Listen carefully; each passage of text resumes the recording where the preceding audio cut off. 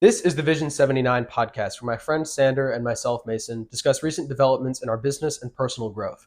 The name Vision 79 comes from our respective racing numbers. Sander's is 40, mine is 39, and we have a shared vision of success in our business and personal lives. If you're new to the podcast, welcome in, and if you're a returning listener, welcome back. In either case, we hope you're able to take something constructive away from this. We have a long road ahead of us, and we still have lots to learn. Many successful people started from the ground up, but very few of them documented their process. We intend to be the first to document our journey from start to finish.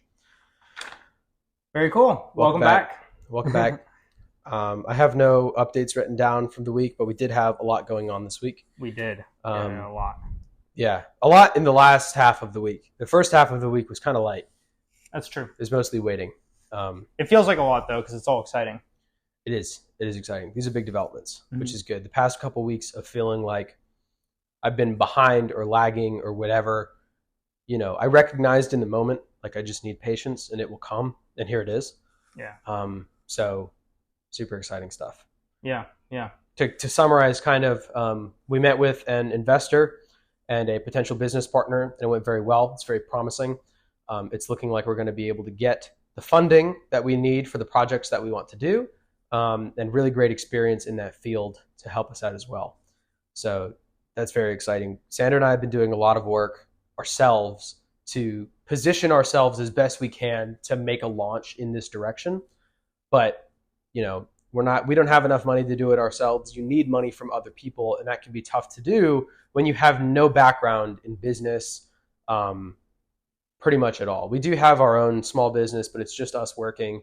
Hormozy says you don't have a business unless it's going to grow without you there. Yeah. Otherwise, it's just a liability. Exactly. And I wouldn't call what we have a liability because it is building a brand for ourselves. Yeah. But it definitely is. And it makes money. It's just not a ton of money. And it requires our input. So this is a really great step in the right direction. Yeah. Super exciting stuff. I'm really happy with how the discussion went. Yeah. I feel like it's very promising.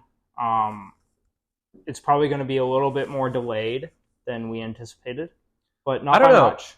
Not by much. I don't know. So. I think it's tough because we heard something that was like, how quickly are you able to quit your jobs? And we were like, I don't know, like at soonest like a month, maybe 2. And that wasn't met with any real friction. So we kind of had an estimate of like, it could be at the drop of a hat that things start moving quickly. But if that route fell through, we would kind of have to go elsewhere to find investments. And I think that would probably take closer to a year. Yeah, and it would be less secure, I think. It would be a little bit more of a gamble, which would build some uncertainty into that situation. At least make me feel a little bit uncertain about it. Yeah. So I'm happy with the prospect that we have going right now. Yeah. I think hands down, this is probably like the sweet spot, perfect timeline. I don't think it's too far out, and I don't think it's too close. I think this is exactly where we need it to be. I would agree. And with the right people. So that's awesome. Yeah. I'm sick. Sander was sick last week. Yeah. So we delayed the podcast, then he got me sick, and I'm doing it sick. So pardon the terrible sound coming out of me. And in getting sick, it has really been reflective to me. Let me back up a little bit. I saw a TikTok a couple days ago with the guy in the Navy SEAL team who killed Osama bin Laden. Like, he's the guy who pulled the trigger. Oh, yeah. This is the Sean Ramsey podcast. Sean Ryan. Sorry. Yeah. My apologies. Yeah. Shout out to Sean Ryan, another... close as we've gotten to a sponsor. I'm sure he's watching. He interviewed the guy who shot Osama bin Laden, and it's not just the story of... Wasn't he also a professional boxer in the UFC? Didn't he also go into the UFC? Because I saw another video. Like after that? Yeah, after that. I don't know. He became a UFC fighter, I believe. Maybe I'm mistaken. Apologies if I'm mistaken. I have no idea. But it wasn't just the story of the raid. It was like his life story, and then, also the raid. But it was a really great story. Who doesn't like to hear about a Navy SEAL success story, right? And after I watched that podcast, I watched another one with a Navy SEAL who didn't go on to do, kill a fucking, world leader terrorist. Yeah. But he was injured in combat and he was medically retired. And watching and listening to their stories is just so raw and real. Like, it makes you want to go find a veteran to thank them, right? Yeah, it really does. And I'm listening to it while I'm sick. And I remember that day I was thinking about working out. And then ultimately I was like, I think if I work out today, I'll probably push it too hard and then I won't be better tomorrow. But if I don't work out today, I'll feel way better tomorrow. So I didn't work out. And I ultimately ended up feeling way better the next day. I was right. I know my body. But I recalled, and I was talking to Grace about this, I recalled a time in college where I was out sick. And I told my coach, I was like, I'm sick. I won't be at practice this afternoon. We're coming up on a big race, so it's important to get as much water time as you can. And he texted me back 35 minutes before practice started and said, hey, are you coming? And I said, I didn't say no, because he already knew I was sick, so he's asking me for a reason. And I said, do you need me? And he said, such and such like hurt his ankle, and so we have 7 out of 8 guys right now, and I really need water time. And I said, if I don't show up, can you guys go on the water? And he said no, and I said, I'll be there. And that was it. He and I had a really great understanding of each other. And I showed up fucking dead. I had to have my girlfriend at the time drive me because I was too fucking sick to drive. Yeah. And I showed up and he just thanked me. And at the end of practice, he said, hey, take tomorrow off. Like, you'll be okay. It's, a land day for everyone else anyways. Get better. I need you better for the race. And I said, okay. And we ended up doing well at that race. And I think that a lot of it is to do with that water time that we had. Yeah. Well, it's also the mindset of the perseverance through it. Right. Not only, obviously you make a large difference in the success of that boat because one person, at least from what I understand, from my limited understanding, one person can really screw up the whole boat. And, not only did you show that you were able to show up and push through it so that others could get their water time and your coach could help them get better, but you also showed the rest of the team that it's about more than just yourself. Yeah. And so, on top of that, I'm sure that there was at least one other person in that boat who was probably thinking about that day and was like maybe not 100% on top of their game come race day or whatever. And they're like, well, Mason pushed through and he came through for us. I'm going to push through this. I'm going to try my best. It's a mindset thing too, I think. So it's really important to be there when others need you. Right. And I worked out while I was really sick. Yeah. I am so much less sick right now than I was then. So it's really easy for me to text my boss and say, oh, I'm not coming in today. I'm really sick. But I know I'm capable of doing way more with way less. Yeah. And I kind of sat back and I was like, who the fuck am I? Like, who the fuck have I become to not work out because maybe I'll feel better tomorrow when I used to work out anyways and push myself even harder. And I think ultimately it was because there were people relying on me and my success was reliant on it. And right now, if I don't work out, who cares? There's no consequence, right? There's no one else waiting for me and there's no race to win. Yeah. And I'd really like to get back into athletic competition in like the next 4 or 5 years, I think. Maybe a return to rowing. To get a little bit of a competitive mindset back. No, it's fucking terrible. I hate it. But I mean, I love competition though. I mean, Oh, competition or rowing? I thought you meant rowing. No, just competition, athletic competition in general. Racing or rowing. Those are the two that we have the most experience with. Yeah. It's tough because I need a little bit of competition to get me in the gym every day and give me a reason to be there, but not so much that it consumes my life, because I know I can really easily go down the rabbit hole of like dropping everything else to like promote recovery, muscle growth, and then competition. Like I can really easily drop everything to get there. Through COVID, it was fiercely competitive within our rowing team because we couldn't compete with anyone else really. It was during COVID. Right. And during that time, I wasn't going to class or anything else because I was just trying to focus on, I gained all this weight in the first part of COVID. Now everybody's starting to get back into the swing of things towards the tail end. How do I lose this weight? How do I get competitive again? And like I was dropping everything else. And I can't do that right now. But it was a really interesting moment that I sat and thought to myself, and I was like, fuck, I used to be capable of so much more. I'm still capable of it, but I don't have anything to drive towards. And then it made me think, I'm so fucking delusional in terms of what I think I can do, because I really genuinely think I could do most things, like genuinely anything. Yeah. There's a joke on TikTok that's like, ask your man if he thinks he can X. Oh yeah. Land a plane is the most common one, right? Fight an alligator is another one, right? And like 9 times out of 10, the guy's like, probably, yeah, I think so. And I don't think I can do anything like by the seat of my pants like that, maybe, but not a guarantee. But If I trained for 10 years to land a plane, I can land a plane. If I trained for 10 years to wrestle an alligator, I could wrestle an alligator, right? To a point. Fucking 16-foot alligator. I mean, you could do anything you put your mind to. Exactly. And so then I started thinking, could I, if I applied myself, become a Navy SEAL? And I really think that I could. But I'm wondering, do you think you could? Are you familiar with the whole process and all the bullshit, whatever? Roughly familiar. Yeah. I mean, I stand by the fact that I think if I was genuinely wanting to put my mind to that, I could 100% do it. I think the toughest part would be like recognizing like I don't have a life outside of this right now. Because and it's not just a right now thing. It's not like for rowing where every day at practice you buckle in and you're like, I'm going to train for 2 hours for a race in 6 months. It's like, no, that's everything. Like if you don't make it, then you become an unregistered or undesignated, I think they call it, like bottom of the barrel, no salary sailor. Yeah.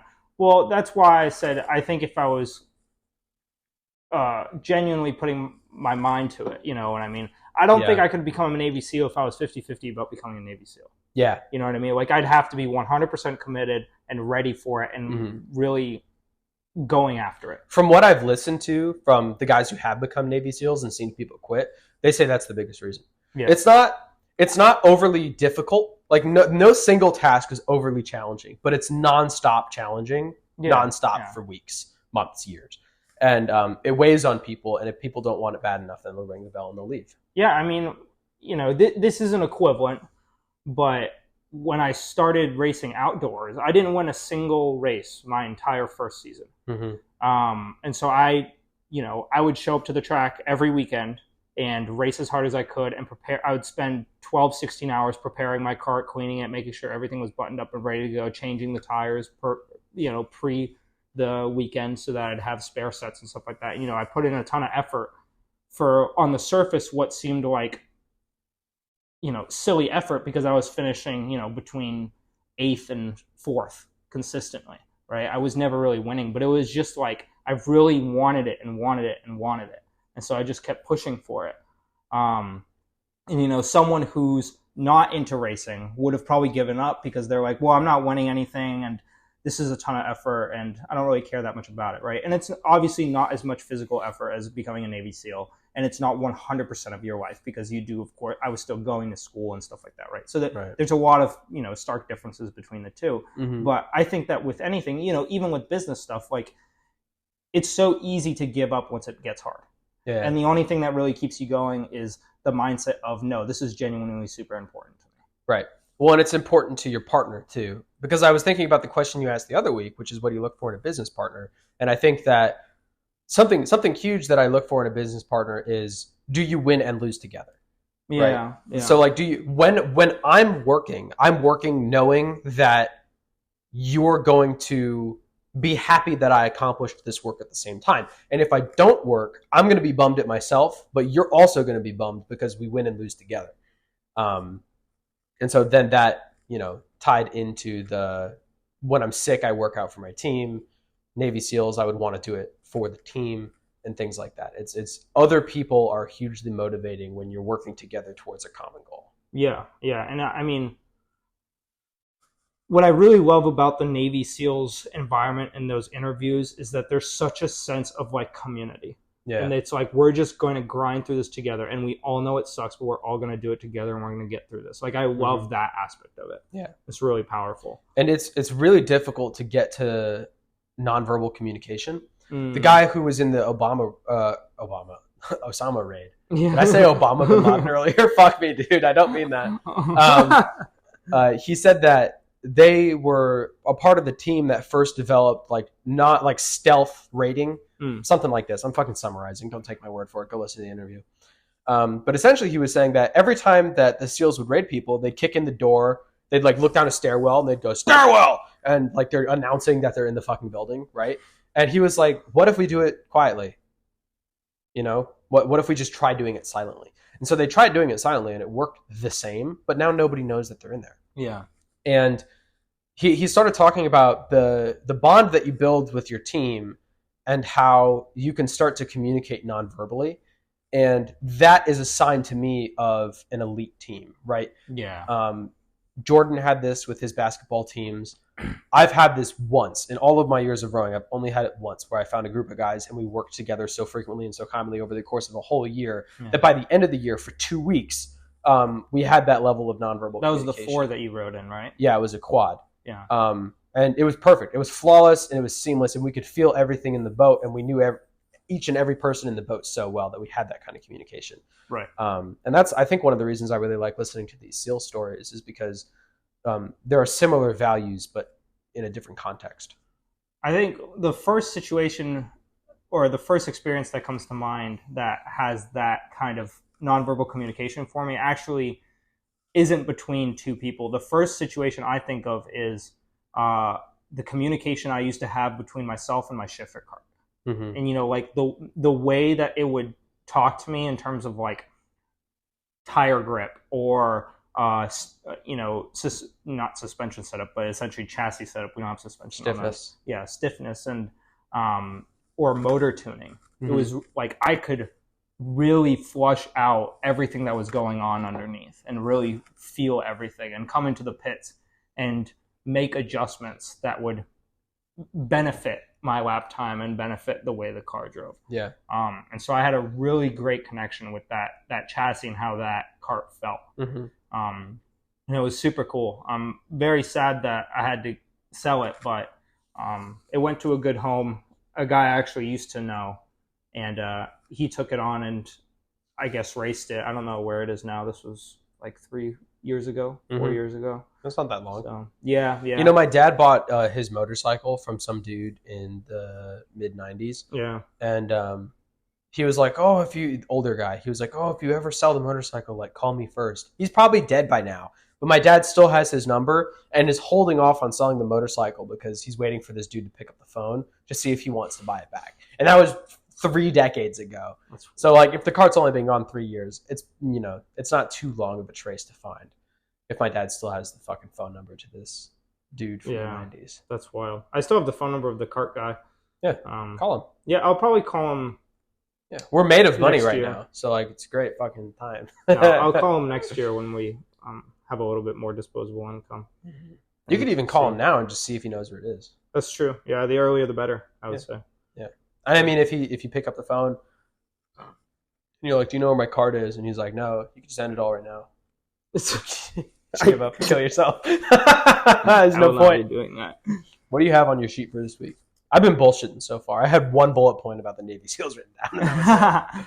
So we discussed a little bit how we had the discussion with the investor, right? Yep. And we can't obviously get into that discussion yet. But something I thought about this podcast that really sucks is that we don't have anything right now. Nothing's been done. We're just working on stuff that might happen later. And while you're working on something, it's sensitive, and your future plans, you kind of want to play your cards close to your chest and be private, but that doesn't really help people get anywhere. So I want to make the point now so that we can reflect later. Once we've accomplished things, I want to detail exactly how it's done. An example Sandra came up with last week is we're going to create a detailed sheet, an instruction sheet, if you will, on how to start a podcast, because we've done that, right? Mm-hmm. The different ideas that we have to grow the podcast, we're going to keep in our pocket. The stuff that we're working on, we're going to talk about vaguely. But the stuff that we've already done, we do want to share with you guys. So once we have this business running, and once the investor is okay being public, and once XYZ, we can literally go back and be like, oh yeah, episode 7, we talked about some meeting. Here's what we discussed in that meeting. And here's, you know, the different types of arrangements that we identified, and here's what we ultimately ended up with. And this is what you should look out for in your business. We're going to get there, but for now, it has to be vague. Yeah, sadly it does. Yeah. But I wanted to ask you, how does your drive and motivation feel after that discussion? How is it different? And how do you anticipate feeling going into work tomorrow? It's very different. It's different because it's real. Mm-hmm. It's not like I see that little smile in the corner of your mouth, you fucker. Mm-hmm. It's different because where we had been was a maybe. It was like, it's a definite eventually, but a maybe in the short term. And we're coming up on the 1 year mark. And we said that we're going to quit after a year, full stop, whether or not we have something figured out. And someone asked me this at the bar the other day. They were like, "Oh, your year's coming up, right?" And I was like, "Yeah. If we get to the 1 year mark and we have nothing, we'll quit and have to figure it out. But if we hit the 1 year mark and we have like the ball rolling and it's only another couple months, I'll probably just stick with the job, collect a little more income, and then bail when I'm ready." Um, Motivation is through the roof right now. Um, the discipline is still there. We've been working this for the past several weeks, but then also months. Yeah. So like the work effort isn't going to change, but I'm fucking stoked. Now I go into work tomorrow, if I make it in, and I recognize I almost look on my coworkers with pity. You know, there's a guy who retired from my team a couple weeks ago, and he's technically burning down his PTO right now. So he's going to come back in the beginning of May for 1 day to debrief and give us shit up. Oh, gotcha. But until then, he's on a PTO, and nobody talks about him anymore. He's been gone 2 work weeks, and nobody talks about him. He's dead to Northrop Grumman. And it makes me think, man, he retired 2 years early because he has just enough money to pay himself until age 100. And he's going to get paid the same salary every year unless it decreases because of more taxes. And that's it. That's his whole life. Everybody there right now who's doing well, they're like a decade ahead of me, are making, what we will be making in the next couple of years. And whereas we'll be progressing with it, they'll be stopping. Yeah. And that's a damn shame. It sucks. Right now, my office is having a beach party. Literally 3 miles that way. They're at Pelican. Really? Huh. Yeah. And they said, "Hey, Mason, are you coming today?" And I was like, "No, I'm sick." Right? I'm not sick. I'm here working. Well, okay, I am sick, but not sick enough to not go to the beach. But it's because I'm here working. I have shit to do. Yeah. And I can't tell you how many times vision is so important in business. That's why it's called Vision 79. We have a very clear, what's our vision? What is Vision 79? Make money, grow business. It's on the mug. Oh, you want me to read it? No. Like, what is the vision that we have? Oh, yeah. McLaren F1 and a Ferrari F40. Yeah. Right there. Driving side by side through corners, through canyons somewhere, or through like sweeping roads, right? That's the vision, right? I have it super crystal clear. That's the goal. My short-term goal that I have visualized is how I'm going to tell my team that I'm retiring. Because everybody knows, I talked a lot about business and how the system is rigged and XYZ when I first started. And around Christmas, everyone was like, "Hey, this kid commits a lot of time card fraud. What are you up to?" And so I came back from Christmas break red hot. Everyone's looking at me. Everyone's talking about me. And so I just eased back. And I haven't talked about business or 401k or XYZ that much. I don't talk about it anymore. I recognized I'm motivated enough outside of work. I don't need to talk about it at work and raise suspicion. Everybody still knows me. And when people ask, like, "How are things going?" I just say they're going well. And I leave it at that. But people have almost forgotten about me the same way they forgot about the guy who retired, because they're like, it's the natural progression. You think there's more to life. You realize there isn't. You retire, you're done. Yeah. And like retirement is death in the 9 to 5. Yeah. So I think that I look at them with a certain amount of pity because I know that they aren't going places that we are, and just total elation and excitement because I cannot wait to get the questions the day of where people ask me, because at that point I'll have actually done it. I won't be talking about it anymore. Like, it's happening. And at that point, people will ask me, not ludicrously, like, "What are you thinking?" They'll ask me, "What are you doing? Like, how are you doing it? And how can I do it too?" And at that point, I can actually help them. Right. Because up until now, I'm just talking out of my ass. We don't have anything. We haven't done anything. But by the time we have, I can tell people how the process worked, how many hours it took, how much effort it takes, and how much we're projected to make, and how we won't really have to work as much anymore. Of course, won't have to is relative, right? We'll still be working, but yeah, we'll still find a lot of stuff to do. Yeah, for sure. Yeah. Another question that I had related to business. I have one racing thing I want to touch on, and then a business question. But what are 3 techniques or tools that you use when trying to generate a new business? And what do you do that helps you? When you're trying to generate an idea, when you're trying to figure out a new business plan or whatever. I have shower thoughts. So like a business idea hits me in the shower, and then I'm like, this would be really cool, right? I had one the other day. what was it? I can't remember. Dimmable TVs. Dimmable yeah, dumb TVs. shit like that. I'm like, oh, here's a good product that would solve a problem. Yeah. Really, the antithesis of it is, what problem does it solve? Am I having a problem? Do people have a problem? How can I make lives easier? That's like the real core fundamental of a business. Sometimes I have those ideas throughout the day, but my favorite ones are the ones that evolve over time. So like the one that we're working on right now, we've been talking about since college. Yeah. Like we did the math in November of 2022 mm-hmm. is when we started to put this together. And now, basically that same sheet, isn't that fucking crazy? That same Excel sheet is the one that we're still working in today. Yeah. It's just grown. Yeah. That's what's actually going to become real and what's going to work for us. And I lost my train of thought there. I like the ones that develop over time. So we just spoke the other day about like, what's the business that's going to blow up and make us hundreds of millions of dollars a year? I don't know what it is yet. And I'm not super concerned about searching everywhere for it, because even if I found it, I'm not in the place to be able to do anything with it yet. I'm still in the 9-to-5. I'm making no passive income, and the actual income I'm making is pretty low, right? We need to get our income up and get our time back. And then I'm certain by then the idea will have come to us, or if not, we have the ability to execute on it once we find it and we can start looking for it. So really for me, it's just, it will come. Inspiration will come, but I just have to be ready for it when it hits. Mm-hmm. So like this idea that we're doing right now, we had inspiration 2 years ago before we had any ability. We thought about it. Now we have an ability, we can act on it, right? As this grows, I'm sure the next thing will come to us and we'll think about it. Our wealth will grow. We'll meet more investors and then we can execute on it. It's not going to all happen in a day. Yeah, I would agree with that. I think that to add on to that, a couple of things that I do is if I'm trying to come up with a new business idea or venture, I usually have a field in mind, like auto mechanics, right? And I'll spend 20 to 30 minutes really focusing on that field and the issues in that field.